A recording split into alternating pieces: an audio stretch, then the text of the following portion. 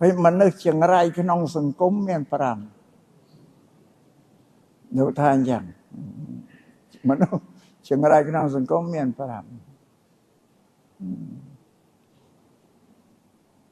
អ្នកបួសអត់មានធម៌វិន័យ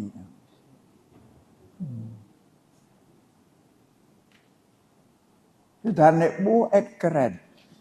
គឺធម៌វិន័យដែលសម្បកខ្លួនឯងបួសគ្មានធម៌វិន័យទេប្រព្រឹត្តដូចតែកន្លែងអាក្រក់ចឹងអ្នកស្រុកទៀត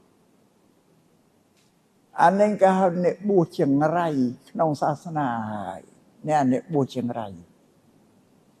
ទី2ចាស់អត់ប្រព្រឹត្តខ្លួនចាស់អាយុ60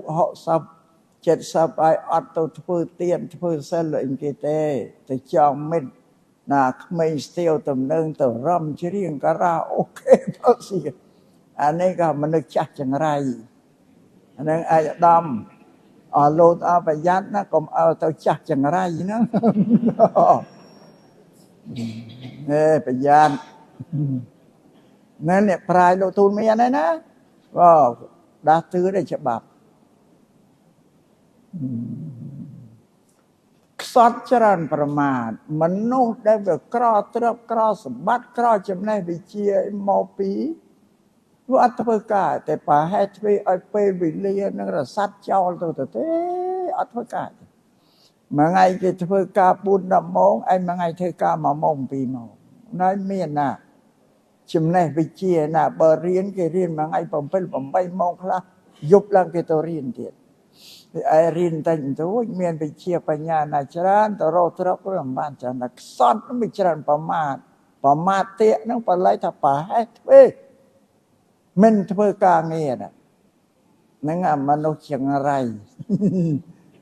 ទី3ក្នុងសង្គមមនុស្សហើយទី4ភរិយាផុយផាយចាយវាយឥតខ្នាតនេះប្រយ័ត្នភរិយាប្តីរកទ្រព្យមកឲ្យបានអាចារ្យយភ័យក្រែងវាមិនអស់ណា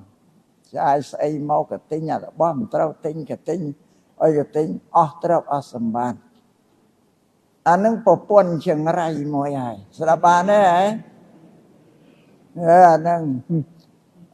លោកជាស្វាមីមើលផងបែបប៉ះប្រពន្ធចង្រៃនឹងរកប្រមាណក៏វាមិនគង់ដែរ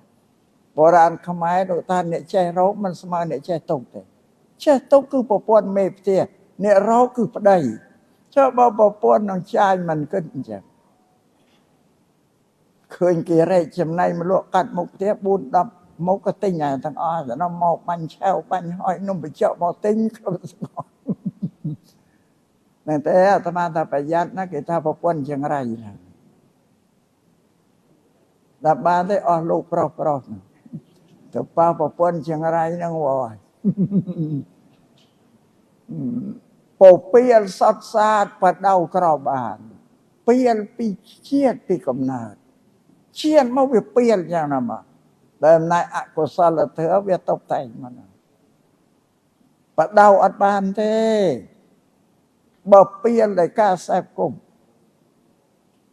ខ្លួនជាតិជាសពរបស់ទៅសេពគុំមិនពីលវាគណដោយទៅថ្ងៃក្រោយឡើងមានបញ្ញាភ្ញាក់រលឹកកែមកវិញបានតែពីលពីកំណើតនេះ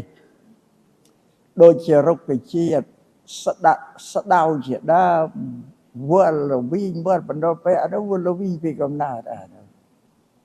កែច្នៃមិនក៏មិនផ្អែមតែយកស្ករទៅដាក់មិនក៏ផ្អែមក៏នៅតែលវិញ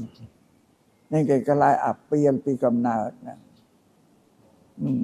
ពីលពេលអត់ទូលមានបាននឹងមនុស្សចង្រៃក្នុងសង្គមមនុស្សមាន5ហ្នឹងឯងអ្នកបួសยังមានចង្រៃដែរបាទថាមិន